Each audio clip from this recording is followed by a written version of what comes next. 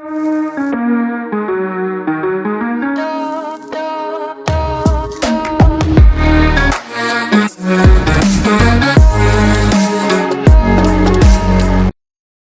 it going, everyone? Welcome back to the channel, and today's video is, it's a video request that's been requested for a number of weeks now, and it's not difficult to film, but it's difficult to portray, because it's all about tub sizes and recommended tub sizes for your size of animal.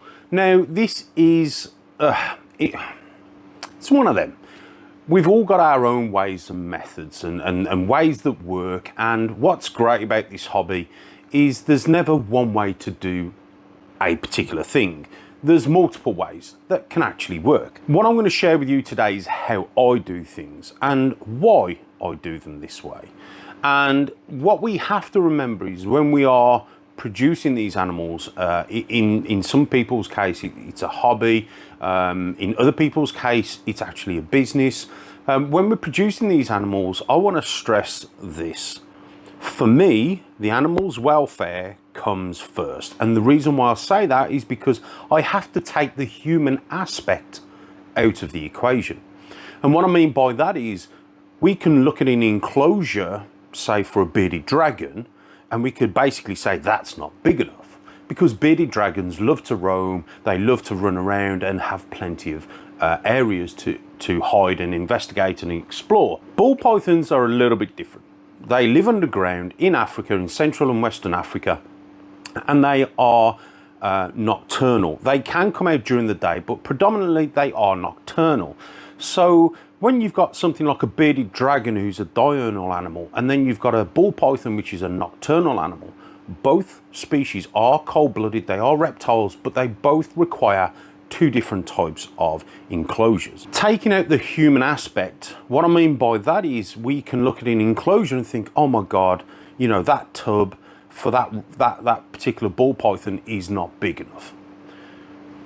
That's the human aspect we need to get away from, because ultimately we are mammals, and what we think isn't necessarily what it needs. I listen to the animal. If the animal has an issue with that particular tub size, then I change it. Whether it be due to feeding, whether it be down to the animal keep escaping, i.e. pushing the tub open, that basically means the tub is getting too small. You need to upgrade the tub. Feeding is a massive thing with these animals, and understanding that what they need is an environment where they feel safe and secure. They are very shy animals, and it's very difficult to get them to eat, if you like. Sometimes the bigger the enclosure, they can have problems. Not always, just sometimes. And over the years, I started off with glass tanks. Then I went to vivariums, and I progressed to the rack systems that you see behind me, because I see that you can get a few animals that will integrate into a viv setup, no problems.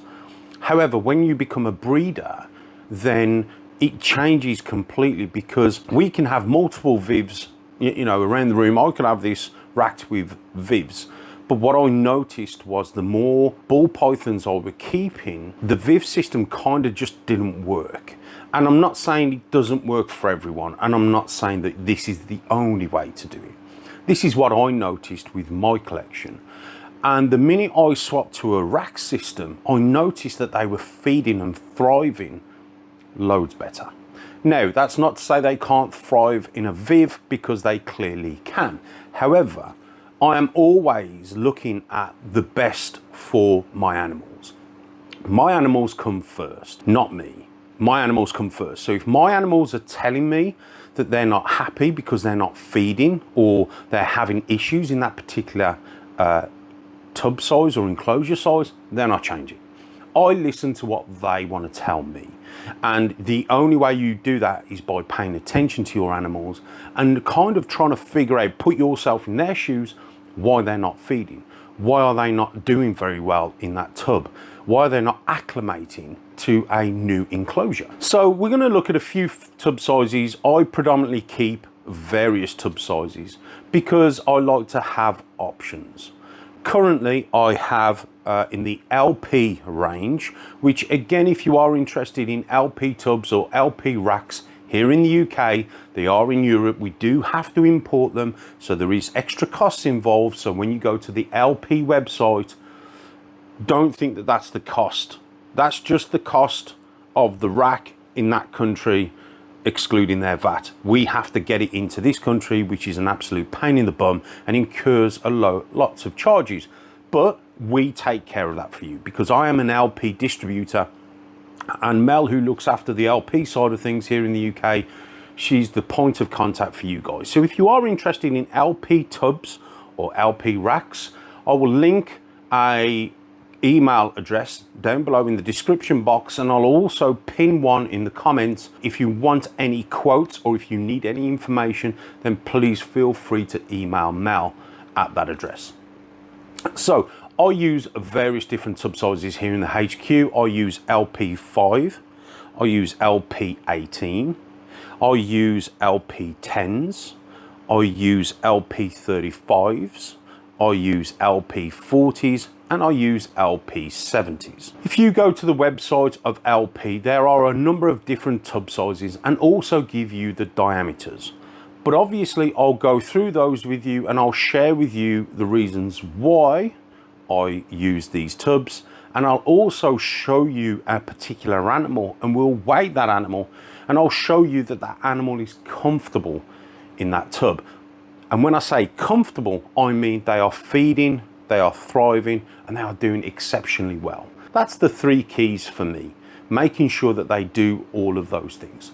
So let's go and check out some tubs and let's look at the sizes, and we'll have some snakes in there for some comparison.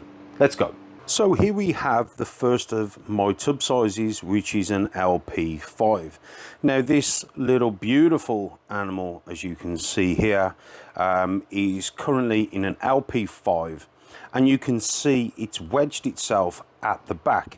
Now this animal is a few weeks old, and he or she, I think it's she, is currently about 3 or 4 meals in, and you can see it sheds out very easily in these tubs. Again, it's got all this space. The LP5 can come with a built-in water bowl if you require it. If not, you can get them flat. And also, just to let you know from the bat, I use all grade tubs. We can get them in clear, but I use all grade tubs. So this tub size I find is perfect for fresh hatchlings, because it makes them feel secure. The tub is nice and dark, and they just really get off to a flying start out the gate. Again, LP5 hatchling tub. You can get LP15s, which are slightly longer. I think they come to about there.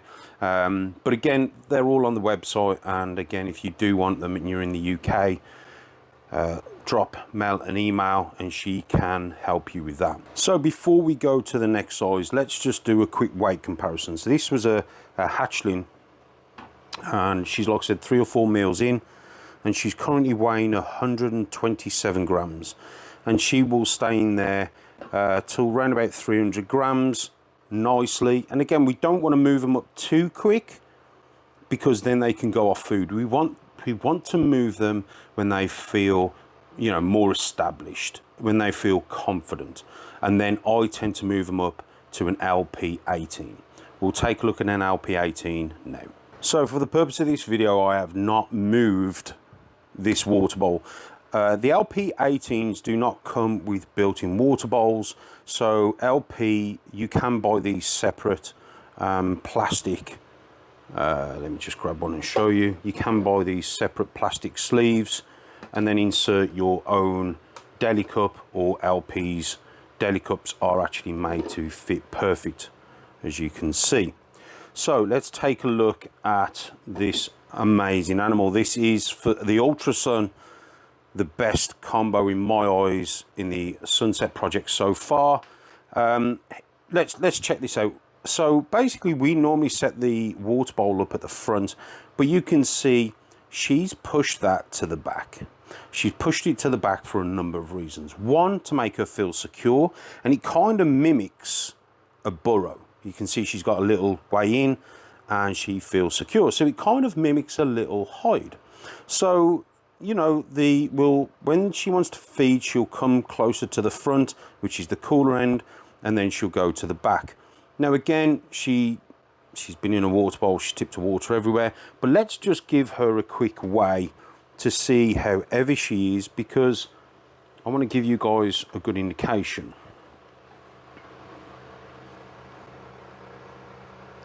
So she's currently sitting at 372, and as you can see, she's pooed standard, so we'll give that a clean. So that tends to be the basic setup for an LP18. Like I said, they will feed absolutely fantastic in these grey enclosures, and she will be upgraded to an LP10, and we'll go over now and we'll look at an LP10.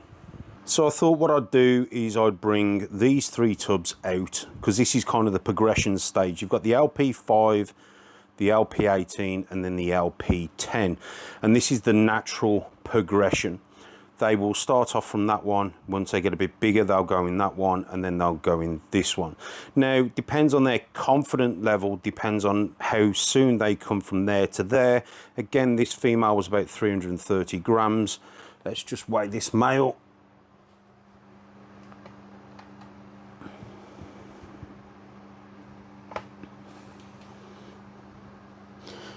So he's currently sitting at 463. So again, it depends how confident they are, because like I said, I have noticed that sometimes if you move them up too fast, they will go off food. So again, the LP10s can come with water bowls or not, depend on what you want. They can come clear or grey, but as you can see, I do work with the grey.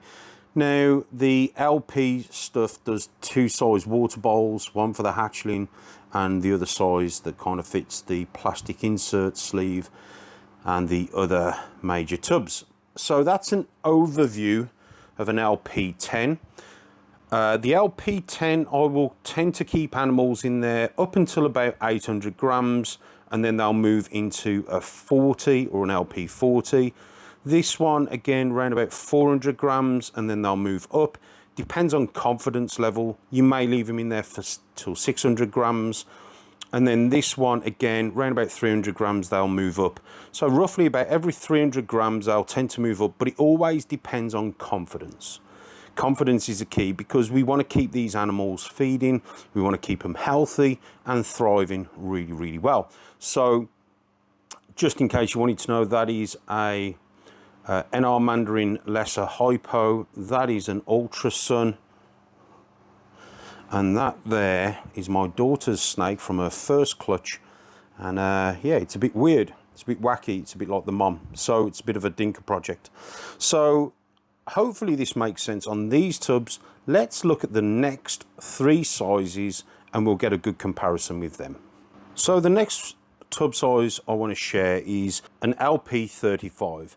Now the LP10s that I've just showed you, they're good, like I said, for animals up until about 800 grams. And if you've got breeder males, you know a breeder male sits at around about 800 grams. Now, anything over that, I tend to want to put them into a 40 or a 35. Now, it is this tub is more square. It's not as long, and at the moment that the particular male in this is a Barnard Line Black Pastel Russo het pied, and he's currently in shed. But you can see again, the LP35s do not come with cup holders, but we do again carry the sleeves in stock. Again, nice and light. You know, the ceramic bowls are great, but they do get heavy once you've put water in them. So these are a great alternative. So again, all the measurements are on the LP website. This tub I use, like I said, for some big breeder males. A lot of my breeder males prefer to stay in the LP10s. Does look a bit cramped, but I find that they will feed and breed happily and thrive in the LP10s. The LP35 is sort of, again, that borderline. It makes us feel a bit better, even though we should take the human aspect out of it. does make us feel a bit better because they are slightly bigger. So the LP35 is there. Let's look at an LP, well actually before we look at an LP40, let's weigh the male. Come on, boy.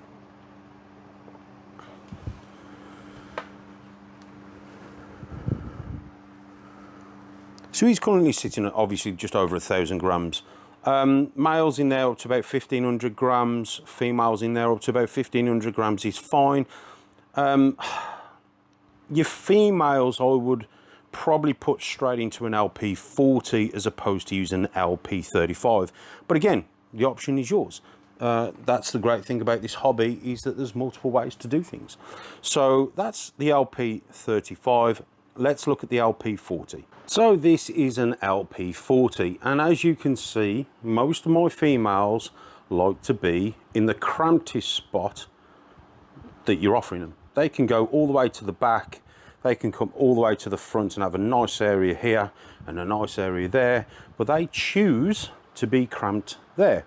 This is an ultramale pied, absolutely stunning example. Me personally, I am a fan of ultramale. I think monarch is great. In my eyes, they're not comparable, but that's for another video. This is an LP40, and I love my females being in here from about 1,000 grams upwards. Now, be mindful of the LP40 because you can put an animal in there and it may not thrive as quick because the tub size is quite a jump up from the LP10. So the LP40 is it's great for length, it's perfect, it's got great variability in temperatures. You've obviously got the animal can thermoregulate to front to back. The front is more humid than the back because the back's where the heat source is, so that's drier.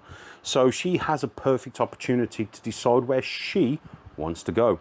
Now, the only thing, like I said, with these is you may put a female in there and she may not acclimate it, may not acclimate very quickly because it may be too big. So the good thing with the 40s is you can put hides in. So I would recommend, if you're putting a female in from 800 grams upwards, put a hide in. That will certainly make a big difference. As you can see, this female is fine, she's happy, she's growing, she's thriving, and they also breed in here amazingly. And what they'll do, I'll insert a little video, but they will build a nest towards the back on the heat source, and they will basically nest and lay their eggs there. So I'll insert a little video of females nesting there. But isn't she an absolutely stunning animal? That's an LP40. I tend to keep females up to about 2.5 kilos in these size tubs, and then I move them up to a 70. So just quickly off the back, while we're still looking at the LP40s, this female, as you can see, has just come out of a pre-lay shed. Now, they automatically move to the back, and again, you can see they've got enough room in there, but they also feel secure there. And what she'll do, she'll start to bury down in the viper bedding to start to build her nest. Again, she'll be on the hot spot because the hot spot is set up ideally for their temperatures to incubate babies. If I wanted to do maternal incubation, so if I was away for a week and a female's laid, I haven't got to worry because I know she's going to do it herself and she can look after it herself. That's fine. I just like to take the stress factor away and artificially incubate. But there's a female that's just gone through a pre-lay shed, and she's basically 30 days from now, she'll be sitting on a clutch of eggs. Let's look at the LP70s. So here we have an LP70, and you guys are in for a treat. So this is the original female that produces the rhino gene. So this is a pastel rhino double het clown hypo. If you want to watch the video to the rhino gene, it's in the upper right hand corner now, so go over and check that out. But as you can see, what she's done, if I can get round, she's due to lay any day. She's built a nest. Okay, she's pushed the viper bedding up and she's built herself a little nest. The tail's on the middle, and as you can see, it's close. She's due to lay eggs in the next few days, but that can change determining on temperature. Now, this female is absolutely massive. She's about 4 kilos. She's one of my biggest ball pythons, and as you can see, the 70s offer quite a lot of room. Now that's good and that's bad. That's good because you have all this room and it's fantastic and it's great. Remember, we need to take the human aspect out of this. When you put a female of about 800 to 1,000 grams in a 70, they can struggle to go onto feed because they don't feel secure. So you can always put a hide in there. That will obviously help. So if you don't want to work with the 40s and you want to work with the 70s, I would advise working with hides because that will obviously shrink the floor print of the tub and make them feel a lot more secure. So as you can see, the LP70s do come with built-in water cups. They can come either flat or grey or clear if you wish. But that is an LP70. She's, like I said, about 4 kilos. I'm not going to mess with her because obviously, as you can see, she's about to do a thing. But the 70, again, all the sizes of these tubs are on LP's website. So if you want to get a tape measure out, go to the website, start measuring up. Yeah, it is each to their own. Some people use really useful tubs, which are fine. Since changing to the LP tubs, it has been a game changer, and especially the grey tubs has definitely been a game changer. So those are the size tubs that I use here in the HQ. So there you have it, guys. Those are the tub sizes that I use here in that HQ. Now again, it is entirely up to you what size tubs you use, but I just want to again just go over a few things. You've got to listen to your snakes, listen to your animals. It's their health that's important. And sometimes we can take a snake and put it in an enclosure that we feel is fantastic and it's great, but the animal doesn't thrive. And for me, that's the key part. The animal must thrive. We've got to do right by the animals. And if you've got to put it in a bigger tub size and it's thriving, happy days. So this video isn't about me telling you what to do. This is what I do here. And I have various size tubs so I can move animals around to see, you know, if they're not going to enjoy that tub, I can put them in a bigger tub, or if they're not enjoying that, I can put them in a smaller tub. I have options. And again, these are very picky animals. They have to, trust is a massive thing. They have to feel secure, the temperatures, the humidity. You know, a lot of people sort of say, oh, breeding ball pythons is easy. Yeah, probably it is, but there's still a bit of science to it. You still have to look and read your animal. Like I said, if you do want to work with LP tubs, they are available here in the UK. I'll put a link to the email down below in the description box, and I'll also pin the comment for the email that you guys need to send an email over if you require any quotations. Again, remember guys, the price that you see on the website at LP is without tax, it's without import duties, it's without VAT, it's without shipping. So we have to add all that on. And obviously, you know, HMRC like to take their cut, and also the shipping companies like to take their cut. So, you know, it can come quite, you know, you're expecting a particular price and it ends up being this. I'll give you some examples of the prices. An LP10 is roughly about £13 here in the UK.